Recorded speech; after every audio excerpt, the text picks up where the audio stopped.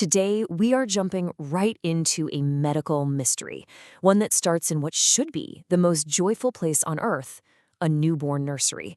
We're talking about a condition called Propionic Acidemia, and it's a true master of disguise, a great mimicker that forces doctors to race against the clock. So picture this, a brand new baby. They get perfect scores on their first exams. They look rosy and healthy. Everyone, the parents, the doctors, the nurses, is thrilled. But what nobody knows is that deep inside, a silent timer has already begun its countdown. And this is what makes propionic acidemia so incredibly dangerous. This initial quiet period is often called the lucid interval. It's the calm before a storm, and it fools everyone into a false sense of security. Let's just walk through the timeline. Day 1, perfect. Day 2, still looking great. The baby's feeding, sleeping, everything seems totally normal. But then, sometime around day 3, it's like a switch flips. The baby suddenly crashes, and crashes hard. And that's the first sign that something is desperately wrong. So what does this crash actually look like? Well, it usually starts with this classic trio of symptoms. The baby suddenly won't eat or starts vomiting. They get more and more sleepy, just completely lethargic. And that progresses to something called encephalopathy, which is a fancy way of saying their brain function is failing because of a buildup of toxins. Now, here's the #1 challenge.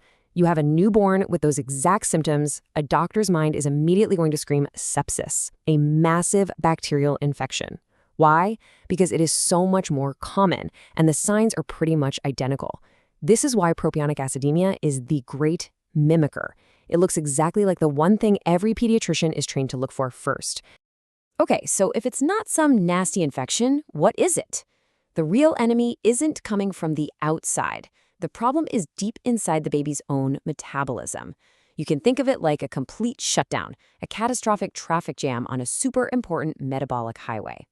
And that traffic jam has a name, propionic acidemia. It's an inherited genetic condition. And what it means, in simple terms, is that the body is missing a crucial worker, a specific enzyme that's supposed to break down parts of protein and fat. This is probably the best way to visualize what's happening.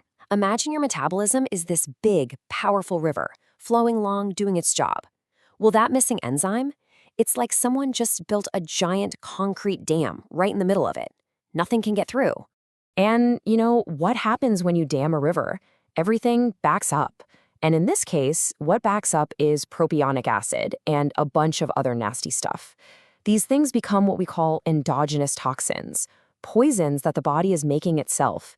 They literally poison the cell's ability to make energy, kicking off a full-blown metabolic storm that makes the baby so sick. So, with the clock ticking and everyone thinking it's sepsis, how on earth do you figure out what's really going on? Well, it all comes down to the lab work. There are a few key clues hidden in the blood that can crack the case wide open. This right here is the diagnostic cheat sheet. First, you look at something called the anion gap. In propionic acidemia, it's going to be really high. Second, the body starts producing tons of ketones, which are acidic, so you get this dangerous state called ketoacidosis.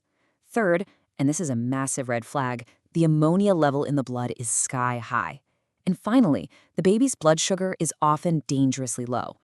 Now, those clues are absolutely critical for telling different metabolic diseases apart. That combination of a high anion gap and lots of ketones points you straight toward an organic acidemia, like PA. It's what helps you distinguish it from another big category of emergencies called urea cycle defects, where you typically wouldn't see any ketones at all. But you might be thinking, wait a minute, if it's not a urea cycle defect, why is the ammonia so high? It's a great question, and the answer is pretty wild. Remember that toxic flood we talked about? Well, it's so toxic that it actually breaks the urea cycle machinery from the outside. It causes collateral damage. So the high ammonia is a secondary effect, but believe me, it's just as deadly.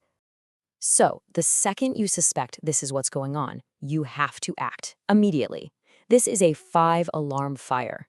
The team has to launch an all-out assault to stop the crisis and start detoxifying the body. The game plan has 3 critical parts. 1, you cut off the fuel for the fire. That means stopping all protein intake immediately. 2, you have to flip the body's metabolic switch from breaking itself down, which is called catabolism, to building itself up. And you do that by flooding the system with IV glucose. 3, you actively start pulling the poisons out with medications like carnitine and, if needed, emergency dialysis. And when I say flood the system with glucose, I'm not kidding. We're talking about a super high rate of infusion, over 10 milligrams per kilogram per minute. This high-octane energy drip basically forces the body to stop tearing itself apart for fuel and start using the glucose instead, which helps stop the production of those toxic metabolites. But when a baby is profoundly sick, when their brain is really suffering from all the ammonia and acid, supportive care just isn't enough. You have to bring out the biggest tool in the toolbox, and that is hemodialysis. Nothing works faster or better to physically pull those toxins out of the blood and give the brain a chance to heal. Now, getting through that initial crisis is a monumental victory, but it's really just the first step. Propionic acidemia is a lifelong condition, and managing it is a constant, careful balancing act to prevent another crisis and protect the body from long-term harm. Life with PA is built on these 4 pillars. At the center of it all is a very, very strict diet. Patients also need lifelong supplements like carnitine to help get rid of toxins. They even take special antibiotics to reduce the amount of propionate that's made by bacteria in the gut. And of course, all of this is held together by constant monitoring and blood tests. And that diet, it's not just low protein. It's incredibly specific. It restricts the 4 amino acids that are the source of the problem. There's actually a pretty memorable acronym doctors use for the precursors, VOMIT. It stands for valine, odd-chain fatty acids, methionine, isoleucine, and threonine. Patients have to drink special medical formulas to get the protein they need to grow without these troublemakers. Even with the absolute best care, this is a tough condition. Patients are always at risk for very serious complications. We're talking about damage to the heart, the pancreas, and even the bone marrow. One of the most frightening risks is damage to a part of the brain called the basal ganglia, which can lead to devastating strokes. But there is a lot of hope. Because that faulty enzyme mainly lives in the liver, a liver transplant can be a cure. It's obviously a massive operation, but for patients who struggle with repeated crises, it can completely change their lives. And it paves the way for future treatments, like gene therapy, which researchers are working on right now. And all of this brings us right back to that central challenge. Propionic acidemia is the perfect example of how a baby can look totally fine on the outside while a metabolic fire is raging on the inside. Newborn screening programs have been an absolute game changer, but the question is still out there. How can we get even better at recognizing these great mimickers before that silent timer runs out?